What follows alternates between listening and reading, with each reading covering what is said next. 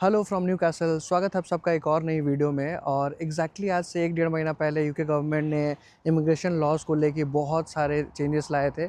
और लिटरली इतना बड़ा बॉम्ब फूटा था ना मेरे ऊपर कि हम वीडियोस ही बनाना छोड़ देते और लिटरली बहुत ज़्यादा डिप्रेस हो गए थे। बट फिर सोचे कि जो अपना काम है उस पर ध्यान देते हैं और लॉज एंड ऑल इस पे तो मेरा कंट्रोल है नहीं, तो इससे फोकस हटा के सिर्फ मेहनत करने में ध्यान देते हैं। So here I am back again एक नए टॉपिक के साथ। आज का टॉपिक होने वाला है कि क्या अब भी यूके आना वर्थ है।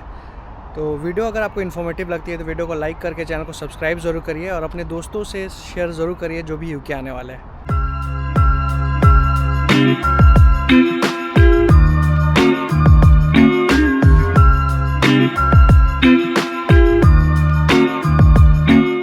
तो इतने सारे लॉ चेंजेस के बाद सवाल ये उठता है कि क्या अब भी यूके आना वर्थ है। तो मेरा जवाब है हाँ। और इस बात को प्रूव करने के लिए मेरे पास एक्चुअली में बहुत सारे पॉइंट्स हैं और एक एक पॉइंट्स को अभी हम डिस्कस करने वाले हैं। और सबसे पहला पॉइंट है यूके का करेंसी। यूके का currency one of the highest valued currencies है वर्ल्ड में और इनफैक्ट ये चौथे पाँचवें नंबर पर आता है। इसका मतलब ये है कि अगर आप पाउंड्स में कमाते हैं और महीने के 700-800 पाउंड्स भी अगर आप घर में भेजते हैं इंडिया में तो 80-90 थाउजेंड रुपीज़ हो जाता है। और अगर आप फुल टाइम जॉब करेंगे तो ऑब्वियसली उससे ज़्यादा भेजेंगे। तो this makes it a very very good choice कि अगर आप थोड़ा कम सैलरी भी रहेगा ना तो you can help your parents back home.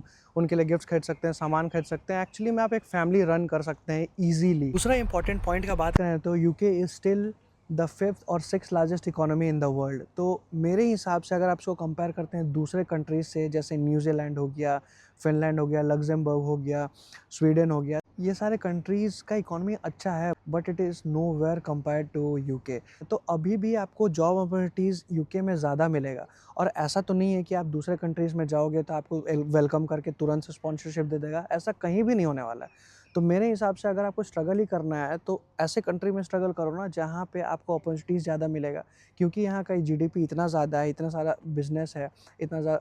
तो हर हर सेक्टर में जॉब अवेलेबल है। IT, engineering, management, her sectors में जॉब अवेलेबल है। तीसरा इंपॉर्टेंट पॉइंट ये है ना कि इतने सारे लॉ चेंजेस के बाद बहुत सारे स्टूडेंट्स और वर्कर्स यूके नहीं आने वाले, यूके को टारगेट ही नहीं करें। तो अगर आप रिस्क लेने वालों में से हो तो ये आपके लिए गोल्डन अपॉर्चुनिटी बन जाता है, क्योंकि कम लोग आएंगे तो कंपटीशन अपने आप कट डाउन हो जाएगा। और अगर कम वर्कर्स होगा तो जो एक्सपेक्टेशंस होता है कंपनी का वो ऑटोमेटिकली कम हो जाएगा, तो जॉब मिलने के चांसेस बढ़ जाएंगे। तो मेरे हिसाब से अगर रिस्क लेना ही है तो यूके के लिए आपको अभी भी रिस्क लेना चाहिए, क्योंकि रिस्क तो हर जगह है, आप किसी भी कंट्री में जाओ रिस्क है ही। बट मेरे हिसाब से, मेरा एक्सपीरियंस के हिसाब से यूके अभी भी रिस्क लेने के लायक है। और देखिए हम आपको ऑलरेडी 3 पॉइंट दे चुके हैं और चौथा point which can make my case more stronger is quality of education. तो अगर आप सच में पढ़ाई में इंटरेस्टेड हो ना तो UK is one of the best destinations, क्योंकि यहाँ का कोर्सेज और यूनिवर्सिटीज़ वेल रिकॉग्नाइज्ड है ऑल ओवर वर्ल्ड। और यहाँ का कोर्स का बात करें ना तो बहुत वेल स्ट्रक्चर रहता है, प्रोजेक्ट से लेके, असेसमेंट से लेके, एग्ज़ाम से लेके। और आप यहाँ सच में अपने फील्ड में अच्छा नॉलेज गेन कर सकते हो। और यहाँ का प्रोफेसर्स का बात करें ना तो वो इंडस्ट्री ट्रेंड होते हैं और वो आपको सिर्फ थियोरेटिकल नॉलेज नहीं बल्कि प्रैक्टिकल हैंड्स ऑन नॉलेज भी करवाएंगे। तो ये आपके स्किल के लिए बहुत बड़ा बेनिफिट होगा। और यहाँ का जो डिग्री है, आप दुनिया के किसी भी कोने में चल जाइए वहाँ वेल रिकॉग्नाइज्ड है। तो अगर आप सच में पढ़ाई करना चाहते हो और इंटरेस्टेड हो, जो कि 50% लोग नहीं होते यूके आने वाले, तो यूके बहुत अच्छा डेस्टिनेशन है पढ़ाई करने के लिए स्पेशली। तो छोटे मोटे पॉइंट्स का बात करें तो वर्क वीज़ा अभी भी 2 साल के लिए वैलिड है। हाँ, इसको घटा के 1.5 साल करने वाले हैं, बट ये लॉ इम्प्लीमेंट नहीं हुआ है अभी।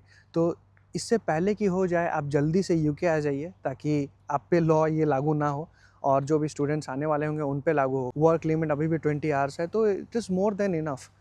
ये था मेरा सारा पॉइंट्स जो हम आपसे डिस्कस करना चाहते थे। और मेरा फाइनल से ये है ना कि अगर आप रिस्क लेके करियर बनाना चाहते हो तो UK still the best choice among any other countries. और बस लॉ चेंज के कारण ऐसा हो गया ना कि जो सच में पढ़ाई करना चाहते हैं, जिसके पास सच में स्किल है, सिर्फ उन्हीं को यूके आना चाहिए, क्योंकि स्पॉन्सरशिप मिलना बहुत ज़्यादा मुश्किल हो जाएगा और आपके पास अगर राइट स्किल्स नहीं है तो it will be very difficult. और अगर आप स्पॉन्सरशिप खरीद के यूके में आते हो, 20-25-30 लाख रुपया दे के स्पॉन्सरशिप खरीदते हो, तो डेली वेज जॉब करके आप उसको रिकवर नहीं कर पाओगे, बहुत ज़्यादा टाइम लग जाएगा। तो इट्स जस्ट दैट गवर्नमेंट के लॉ चेंजेस का कारण ये है कि सीरियस स्टूडेंट्स आए जो इकोनॉमी में कंट्रीब्यूट कर सके, बस और कुछ नहीं। तो अगर आप उन लोगों में से हो जो करियर को सीरियसली लेते हैं, अपने स्किल्स पे काम करते हैं, you are still very welcome in UK.